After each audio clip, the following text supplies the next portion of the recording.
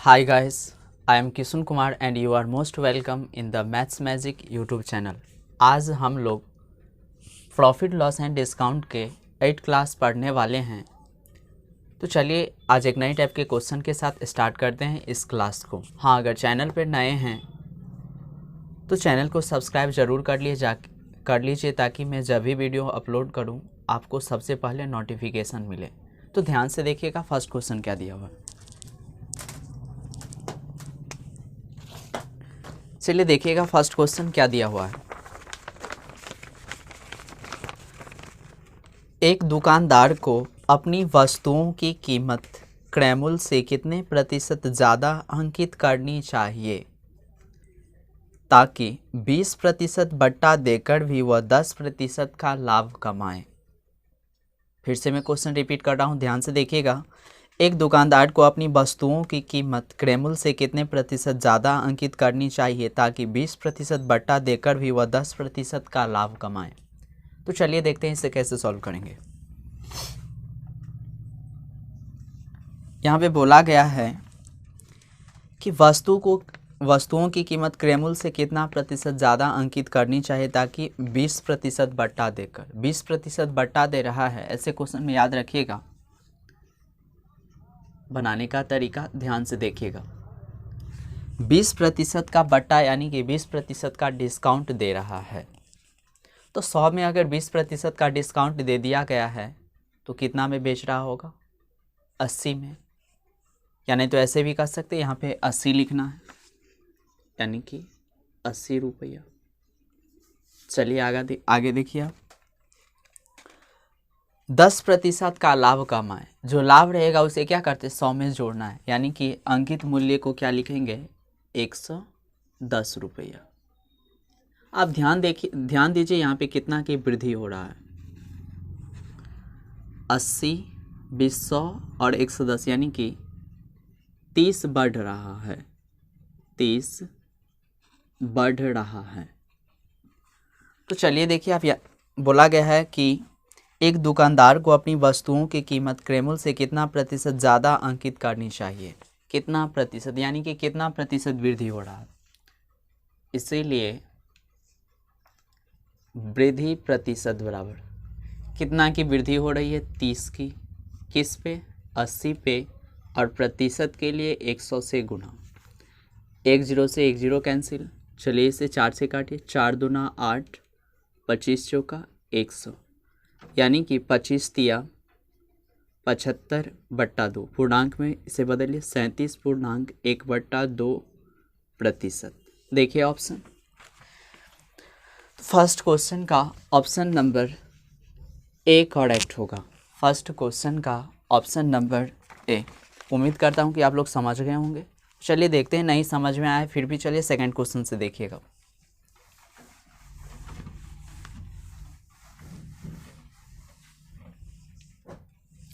Question number second.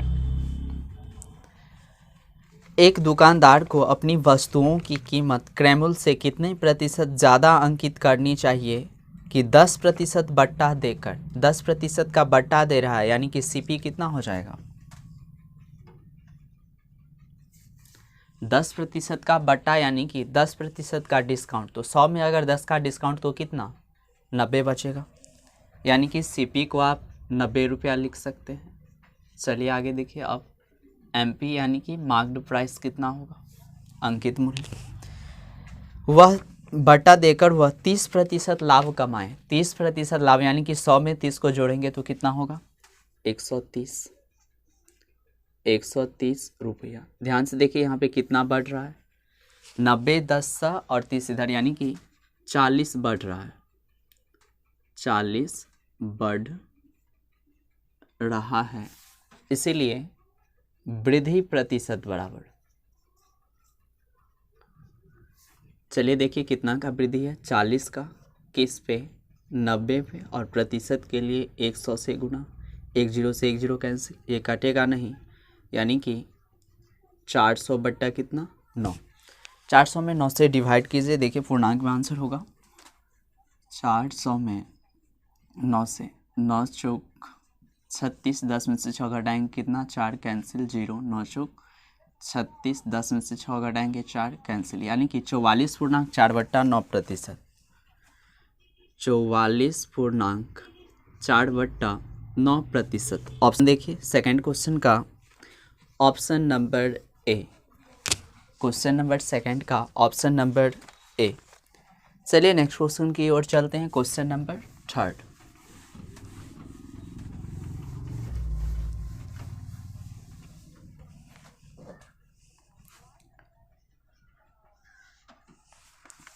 ध्यान से देखिएगा थर्ड क्वेश्चन क्या बोल रहा है।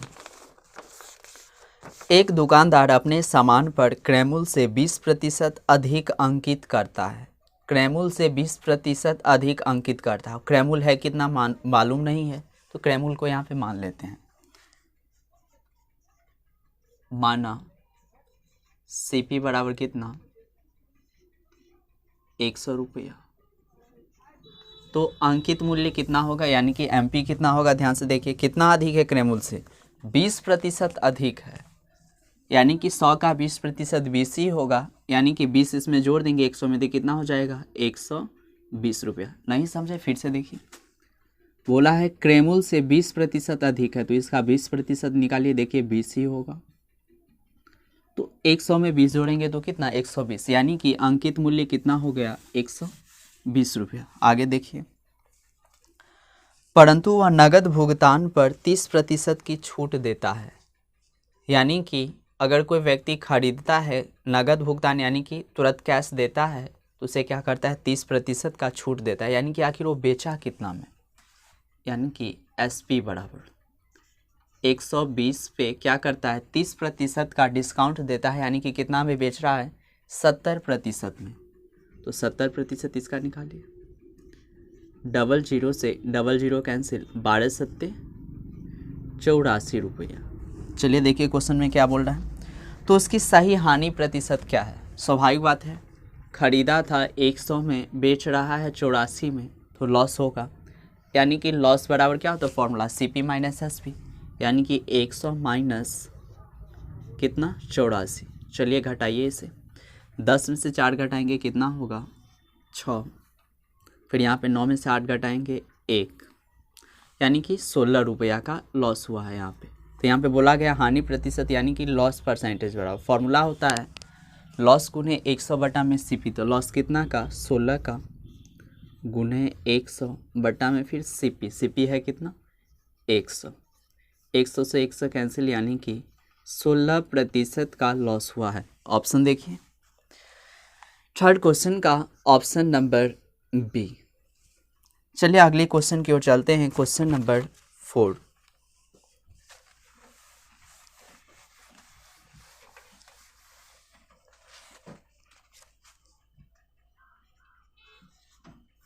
चलिए ध्यान से देखिएगा फोर्थ क्वेश्चन। एक व्यापारी अपने सामान पर क्रयमूल्य से 10% अधिक अंकित करता है। फिर सेम क्वेश्चन है, क्रयमूल्य से 10% अधिक अंकित करता है। क्रयमूल्य है क्या मालूम नहीं, तो चलिए क्रयमूल्य को मान लेते हैं, यानी कि CP मान लेते हैं यहाँ पे कितना 100 रुपया। इसे माने लेट या माना भी लिख सकते हैं, वैसे लिखना नहीं है, आप लोग को समझना है केवल। तो अंकित मूल्य यानी कि MP कितना हो जाएगा, देखिए कितना प्रतिशत अधिक है 10%। 10% अधिक है, यानी कि 100 में 10 जोड़ेंगे तो कितना होगा 110 रुपया।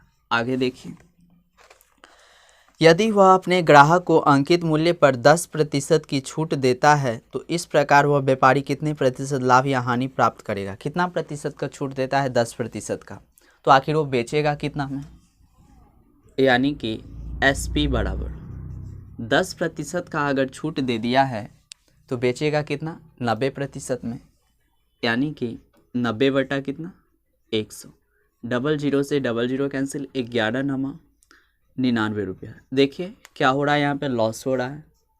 तो लॉस कितना 100 में से क्या करेंगे 99 घटा दीजिए, तो कितना रुपया का 1 रुपया का लॉस हो रहा है यहाँ पे। चलिए देखिए क्वेश्चन में क्या बोला गया है, लाभ या हानि प्रतिशत लाभ या हानि प्राप्त करेगा, यानी कि लॉस परसेंटेज निकालना है। तो लॉस परसेंटेज बराबर लॉस गुने 100, यानी कि 1 गुने 100 बट्टा में क्या होता है CP कितना है 100, 100 से 100 कैंसिल, यानी कि 1% का लॉस हो रहा है। ऑप्शन देखिए, फोर्थ क्वेश्चन का ऑप्शन नंबर ए। चलिए नेक्स्ट क्वेश्चन की ओर चलते हैं। Question number 5।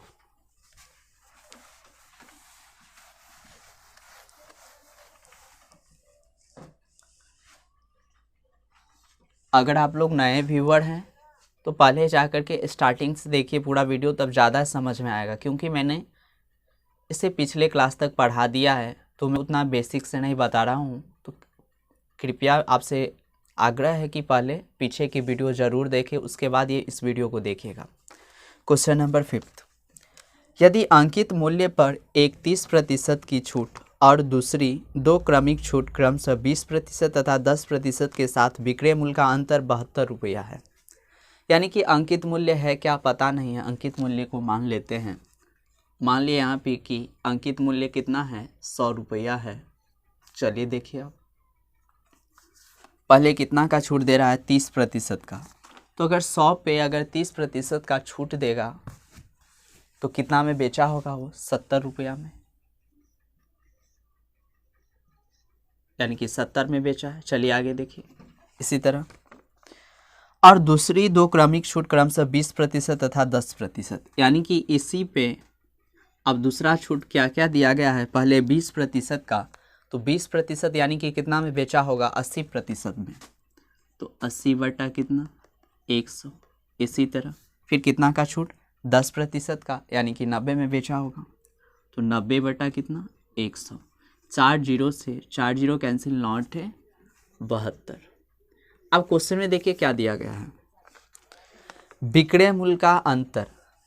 ये दोनों विक्रय मूल्य ही है, यानी कि ये SP1 है और ये क्या है, SP2। इस दोनों का अंतर कितना दिया गया है क्वेश्चन में, 72 रुपया। हम लोग भी यहाँ पे अंतर निकालेंगे। देखिए कितना का अंतर है, अंतर बराबर 2। एक चीज़ याद रखिएगा, अंतर हमेशा बड़ा में से छोटा को घटाते हैं तब होता है अंतर। यानी कि 72 में से 70 को घटाएंगे कितना, 2। यानी कि 2 यूनिट जो है किसके बराबर, देखिए क्वेश्चन में क्या बोला गया है, 72 रुपया के बराबर। तो 1 यूनिट का वैल्यू आसानी से निकाल सकते हैं, यानी कि 72 में 2 से भाग देंगे तो कितना होगा, 36 रुपया। देखिए क्वेश्चन में अंकित मूल्य ज्ञात करें। अंकित मूल्य कितना माने हैं, 100, यानी कि 100 यूनिट बराबर 36 को जब 100 से गुना कीजिएगा तो कितना हो जाएगा, 3600 रुपया। यानी कि 5th क्वेश्चन का ऑप्शन नंबर 2 यानी कि बी। चलिए नेक्स्ट क्वेश्चन की ओर चलते हैं। Question number 6।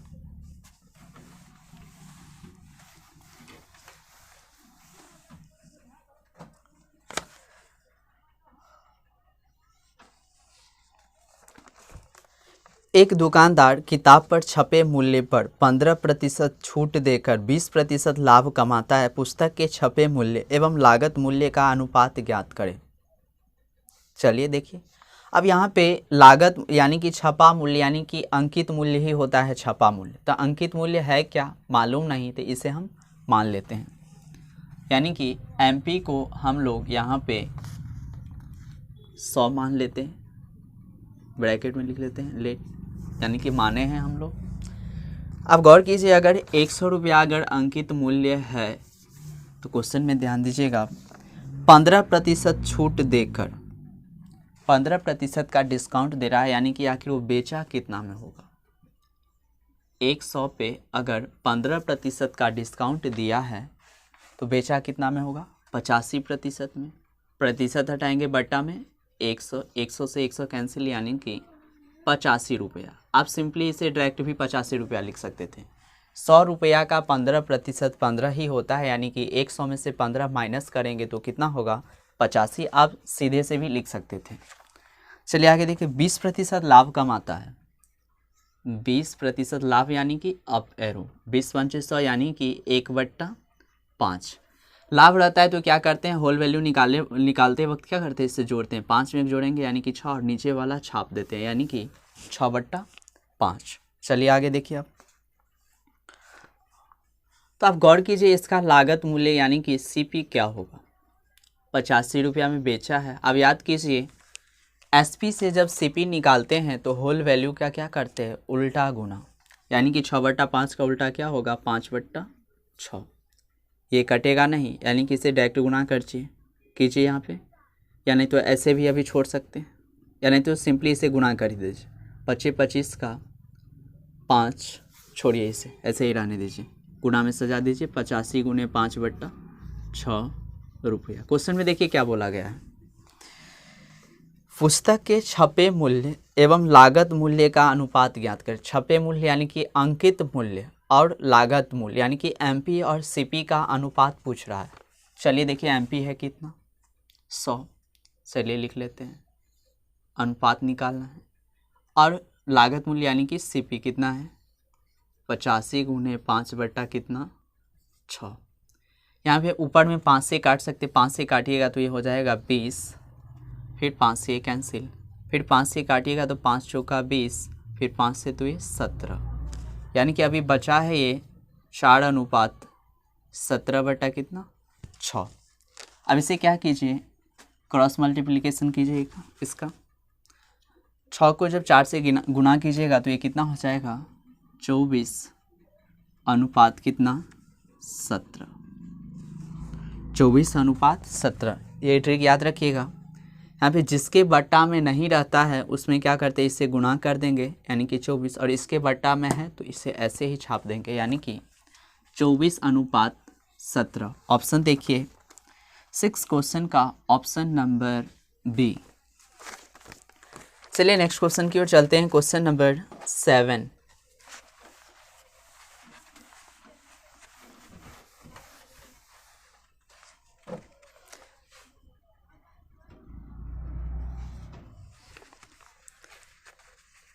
अभय ने 20% छूट पर एक रेडियो खरीदी।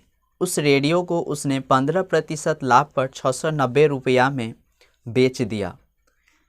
बताए कि उस रेडियो का मूल्य क्या था। फिर से क्वेश्चन देखिएगा, 20% छूट पर जो है अभय रेडियो खरीदा था, फिर बाद में क्या बोला गया है, ध्यान से देखिए। उस रेडियो को उसने 15% लाभ पर 690 रुपया में बेच दिया। 15% लाभ पर अगर 690 रुपया में बेच रहा है तो आखिर वो खरीदा कितना में होगा। तो चलिए देखते हैं। 15% लाभ का सबसे पहले फ्रैक्शन में वैल्यू निकालिए तो हो जाएगा, अगर 5 से काटिएगा तो 5 तिया 15, 5 9 10, यानी कि 3/20 होल वैल्यू निकालिए। लाभ है तो जोड़ेंगे, 20 में 3 जोड़िएगा कितना हो जाएगा, 23 बट्टा में फिर 20। ध्यान से देखिएगा, सीपी निकालना है, दिया है कितना में बेचा है, 690 में, 690। अब ध्यान दीजिए, एसपी से सीपी निकालना हो तो होल वैल्यू का उल्टा गुना, यानी कि 20 बटा कितना लिखेंगे, 23। 23 तिया 69 यानी कि 30, 3 दूना 6 यानी कि 600 रुपया में वो खरीदा था। अभी भी ये नहीं निकला है, आगे देखिए आप। 20% वो छूट पर खरीदा था यानी कि डिस्काउंट पर। चलिए निकालते हैं। 20% छूट है यानी कि डिस्काउंट, 20 पंचे 100, होल वैल्यू इसका निकालेगा, छूट है यानी कि 5 से घटाएंगे कितना, 4, तो 4/5। अब बोला गया रेडियो का मूल्य क्या था, यानी कि उस पर अंकित मूल्य कितना था, यानी कि एमपी निकालना है। एमपी बराबर 600 का। अब ध्यान दीजिएगा, अगर सीपी या एसपी से एमपी निकालते हैं तो क्या करते हैं, होल वैल्यू का उल्टा गुना, यानी कि इसका भी उल्टा गुना कीजिए। 5/4, 4 से काटिए इसको, 15 चौका 60 यानी कि 150। और जब आप 150 को 5 से कीजिएगा तो 15 पचे 75 यानी कि 750 रुपया उस रेडियो का अंकित मूल्य था। ऑप्शन देखिए 7th क्वेश्चन का ऑप्शन नंबर बी। तो चलिए नेक्स्ट क्वेश्चन की ओर चलते हैं। क्वेश्चन नंबर 8 और आज का लास्ट क्वेश्चन होगा ये 8 नंबर। चलिए ध्यान से देखिएगा क्वेश्चन नंबर 8। अवनीत एक घड़ी 20% छूट पर खरीदता है तो 25 रुपया की बचत होती है। ये क्या बोल रहा है क्वेश्चन में, 20% छूट पर अगर वो घड़ी खरीदता है तो 25 रुपया का बचत होता है, यानी कि ये दोनों आपस में क्या होगा, बराबर है। छूट देगा तो बचत होगा ही, यानी कि 20% जो है किसके बराबर, तो 25 रुपया के बराबर। आगे देखिए क्वेश्चन में क्या बोल रहा है, तो बताया कि उसने घड़ी के लिए कुल कितने रुपये अदा किए। 20% डिस्काउंट पर अगर वो कोई सामान खरीद रहा है तो घड़ी के लिए कितना रुपया, कितना प्रतिशत में वो खरीदा होगा, 80% में। तो पहले 1% का वैल्यू निकालिए, यानी कि 25/20, तो कितना का, 80% का। तो 25/20 गुने 80, 20 चौक 80, यानी कि 25 चौका कितना, 100 रुपया। यानी कि वो घड़ी खरीदने के लिए कितना रुपया खर्च किया है, 100 रुपया। देखिए ऑप्शन 8 क्वेश्चन का ऑप्शन नंबर ए। उम्मीद करता हूँ कि आप लोगों को ये वीडियो बहुत ही अच्छा लगा होगा। अगर अच्छा लगा है तो दिल से ज़रूर लाइक कीजिए, और हाँ, अगर चैनल पर नए हैं तो चैनल को सब्सक्राइब ज़रूर कर लीजिए। साथ ही साथ बेल आइकन को ज़रूर प्रेस कीजिएगा, ताकि मैं जब भी वीडियो अपलोड करूँ आप लोगों को सबसे पहले नोटिफिकेशन मिले। तो आज के वीडियो में बस इतना है। चलिए मिलते हैं कल। धन्यवाद।